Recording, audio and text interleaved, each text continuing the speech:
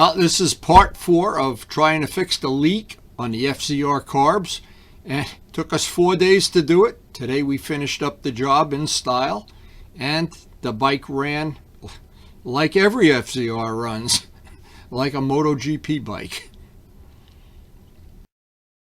Now, I always count that part of my personality is I don't quit easily. Sometimes I stay even after the other team has scored 20 touchdowns. In this case, these carburetors now we have done, this is day 4 of working on these carburetors. But if we were in the middle of the summer, I could have done this in a whole lot less time. The fact I have to run a quartz heater and it's 20 degrees out and you can't touch the tools stick to your fingers. But it really doesn't matter, because today I have high hopes that these are not going to leak. But the good news is we're going to find out now. I learned a valuable lesson. Hook the choke and throttle cable up just in case. If it does not leak, we want to run the bike. And I'll have to really be careful because it's really cold out there. But take a last look at the carbs before they go back on the bike. I hope we're not going to see you again for a long time. I want to say goodbye, but somehow I know in the back of my mind there's a little gremlin going, we're going to leak again, but we'll find out if it's our lucky day. Now, luckily for us, in the previous 3 days, we have the auxiliary gas tank, I call it the fake gas tank, hooked up, ready to go. The line is on. We're ready to plug fuel in. When I hook up the throttle cable, I'm going to re-put in. I've taken them out. I don't know why. I should have left them in to the last minute. I got to plug up the intakes with paper towels because I don't want to, when I'm working on these little things, if a little screw or something drops in there and you can't get it out with a magnet, good luck, Charlie. But anyway, working on this is always a labor of love. There's just no way, I don't know why, when they invented the bike and they designed it, they probably thought everybody has these little baby fingers and then they sell them to Americans who have fingers like Godzilla. So this is the second day in a row we're in the 20s here, and I'm wondering how much coffee I have to drink before it'll warm up. I just want to make sure I wish everybody a very Merry Christmas this year from Wendy and Karen. And we do enjoy this holiday season. Maybe a little too much eggnog here, I think. Anyway, we are having a great holiday season despite all the setbacks. And there is no substitute. No matter what season you're in, that coffee tastes better on a cold day like this. It is brutal out there again. Can't believe it, how cold it is. Well, at least the birds still love me. They don't? Who said that? Now, this is a really, really good tip if you live in an older house. Or any house. Unless you live in a cave. This is a little water alarm.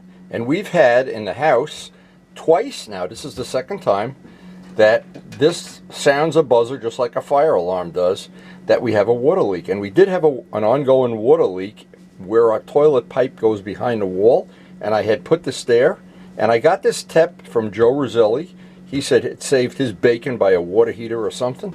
Well, this is the second time. Joe, I want to thank you. Second time that saved my bacon, and I got it already fixed, and I'm ready to get out and work on motorcycles. But this really does, one drop of water and it goes off like a fire alarm. A really good thing to have if you have this whole house is old pipes. Now, I put all the old carbs and all the spare parts wrapped up in plastic, and I'm hoping today is going to be the last day and I can put these back in inventory, but you never know. Every day is a surprise. This 4 days we're working on this already. And our poor pond has been frozen now for a few days, and you see how the bubblers keep the ice in it? It's really good. And that's how we have to have it all winter now. Okay, it's time to get back to the tundra, my favorite job, and see if we can finally fix this leak. So just to recap, we have cleaned, I've used up 3 cans of parts carb cleaner. We have checked the jetting, that we do have the correct jetting. We've set the pilot jets where it calls for the American model, and we have been very meticulous when we spread the carbs apart to get that new. That's the part we replaced. Now, when I talked to Luciano, Luciano, of course, we always have a good laugh about this. He said, now that you did that one, when you put it back, this will be perfect, and this one will leak. And And maybe he's right. The problem is, maybe he knows more than I do, so maybe he's right. Now, I don't know why I was so optimistic, thinking that I wouldn't have to put that choke back on, but you know what? It was my mistake the last time, and God forbid you drop. It's funny, you can look right in it. This is a 5-valve per cylinder engine, and you can look in there, and there's a lot of cool stuff going on in there. But if you drop something down in there and there's a valve open, it could even be worse.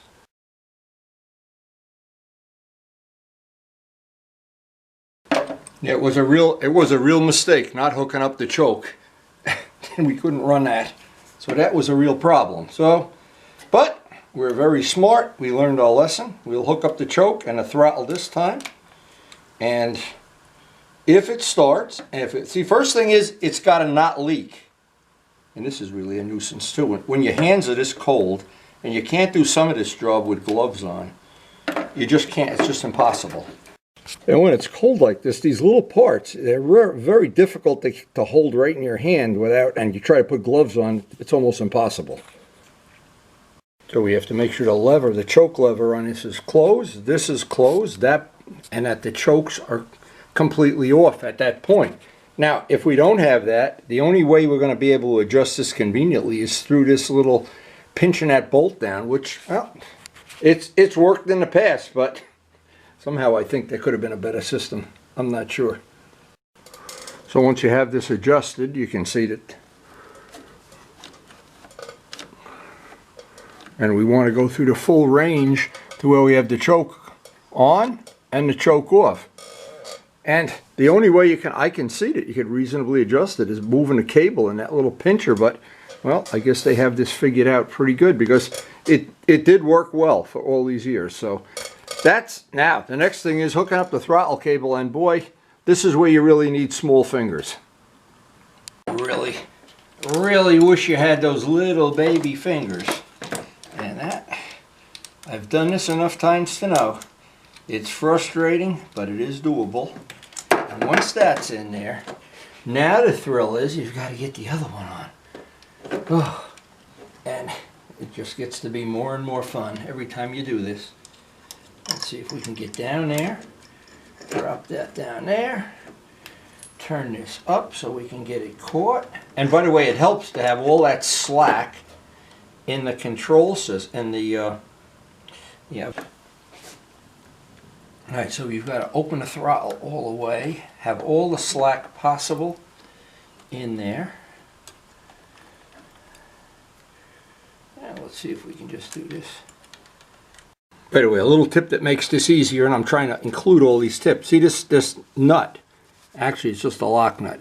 If I just get it caught one thread on there, I'm trying to show this, but boy, my hands are so cold, it's unbelievable. 20 degrees, it's tough doing this kind of work. Another useful tip for hooking these up is just hold the throttles wide open. Of course, they're on a spring return, of course, and that allows you a little bit better access to get in there with some really needle nose pliers or something, because you've got to get the cable down in there. It's got to go down through, down in there, and then we can set up the adjustment. So with that, our throttle cable's working.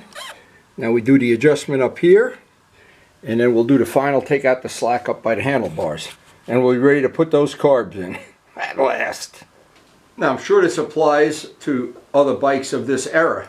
If you have no slack in the throttle cable, getting that throttle cable on down at the carbs is a real bear.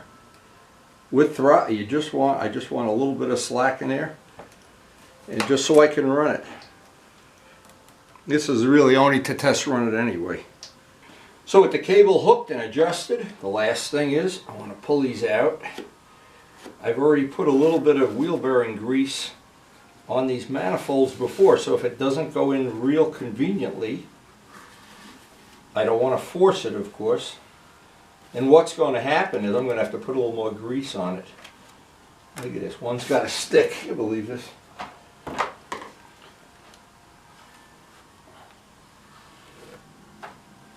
Okay, so with that out of the way, we are ready to see, make sure all the clamps are loose. loose, loose, loose, loose, loose. It is. Is it our lucky day? Now, if this were really not going on the way I wanted to, the vents out, if this really were hard to get on, you don't want to hit it with a rubber hammer or anything, what you want to do then is take the manifold. I may have to do this too at 20 degrees or 25 degrees and warm those rubber manifolds up. We're going to find out. Oh no, they're going in. Okay. The way you can tell if you can move the motorcycle by them, you're good to go. Okay, so now the next thing is to tighten up the 4 clamps, hook up the fuel line, and this may need a little heat because I don't want to force. These are all plastic parts, by the way. And the problem is plastic, when it gets cold, it's a real problem. It's really not funny at all. Okay, so we got that one out. I want to make sure I'm not missing a boat on anything here. I had this plugged up. Oh, working in this cold weather. Whew. Now, shame on me. I almost forgot to put the little fuel strainer in the fuel line before I test it. I don't want any junk running up into those carbs now that I got them clean. This goes right into the fuel line, by the way. Pretty nice little filter. And it was perfectly clean when I took it apart. Okay, that went right on. Of course, if this is permanent, we put new clamps on everything. I got a whole bag of clamps.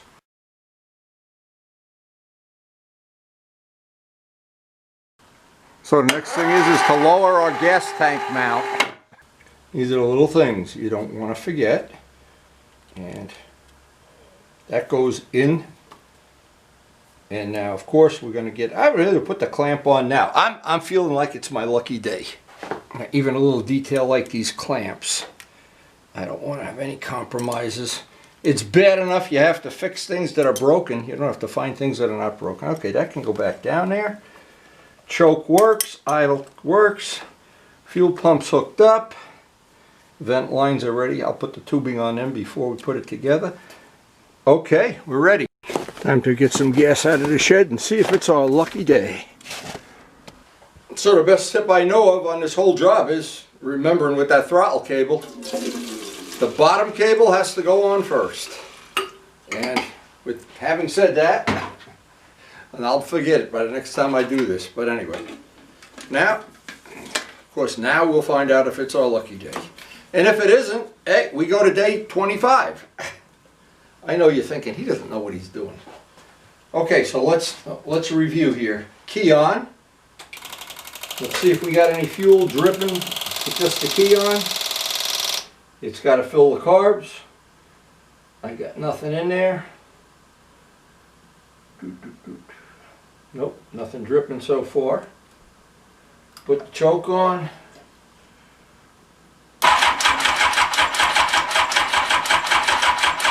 Oh, you can tell it's cold. Whoa.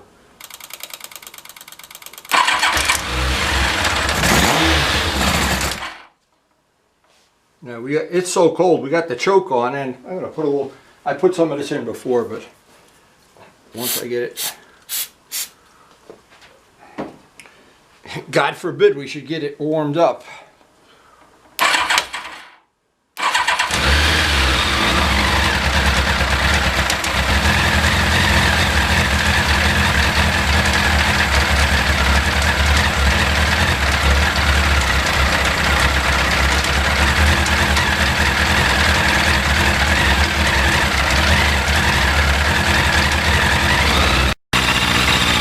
With the choke on, I don't see anything dripping at all, but I'm just going to let this run and let it run off camera for about 15 minutes. I don't want to see anything dripping down there before I put it all back together. Well, you can tell how cold it is. There's a lot of moisture in that exhaust. Oh my God. But at least it's not leaking right now anyway. That's the little part it was leaking from right there. So it's almost up to operating temperature, and because I'm running it indoors, I don't, the driveway's all icy. All I gotta do is go out there and drop it. It's idling the way it should, and again, I'm checking every couple of minutes, anything leaking, especially the joint in place, so to see the temperature gauge come up to temperature, and 15 minutes or so, and I'll be happy. I'll be celebrating. This has been an incredibly long project to get that leak fixed. And I know putting this whole thing back together will be a piece of cake once I know that that leak is not going to be a problem. Okay, we're up to full operating temperature. It's idling at 1,000, just the way it should. Nothing, not a drop anywhere. Only took us 4 days to do it. I may as well just let it use up the gas that's in there. I'm not going to, extra couple of minutes. Definitely not going to overheat in this temperature. And then we got a big job putting it all back together, but this is the big one. Wow. I know Luciano will be impressed.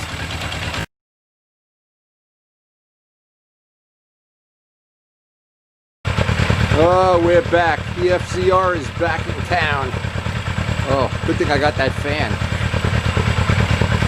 Not really possible to pull it outside here. It's would be a little inconvenient, that's for sure. It's good to have you back, Mr. FCR. Back in the USSR. And thank you, Chris, for that muffler. So far, so good. But I know Luciano's got a muffler he wanted me to check on this too. We have other things. Now that it's not leaking, we got other projects within projects. So it's going to be a long, cold winter.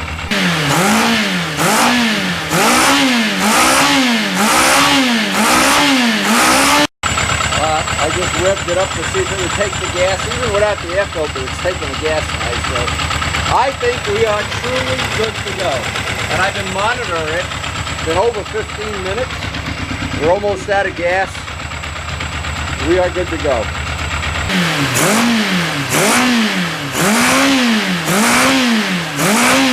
Well, this certainly has been one of the most satisfying days of the 4. You got to at least hear it run. Oh my God, am I glad this is done? I'll be so glad. I'm not even going to put it together. I'm going to go put it together tomorrow. Everything worked out great. And I'm right at the end of this. I'm checking just about out of gas now. I'm not sure what kind of mileage you get.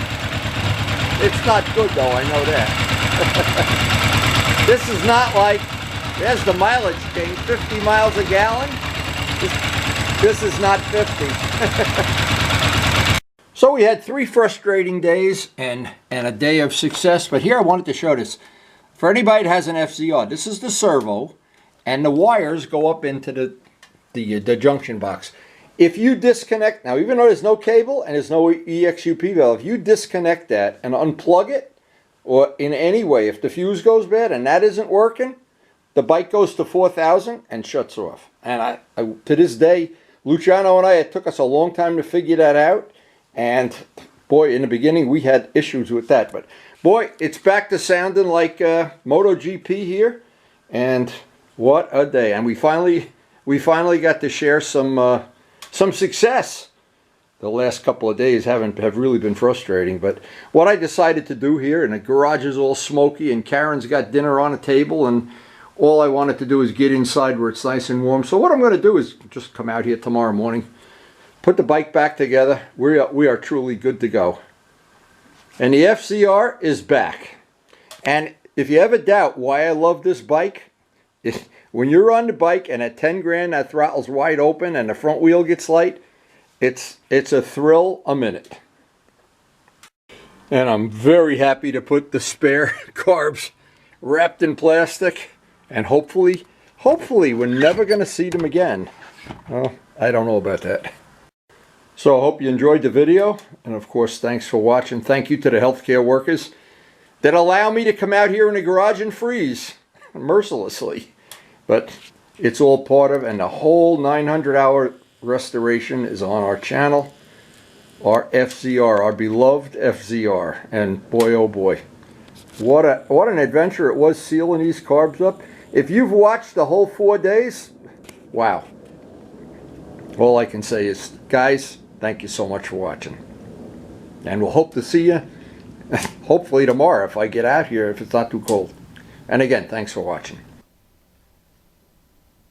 And the garage is smoked out, but we're going to try to post up something every day.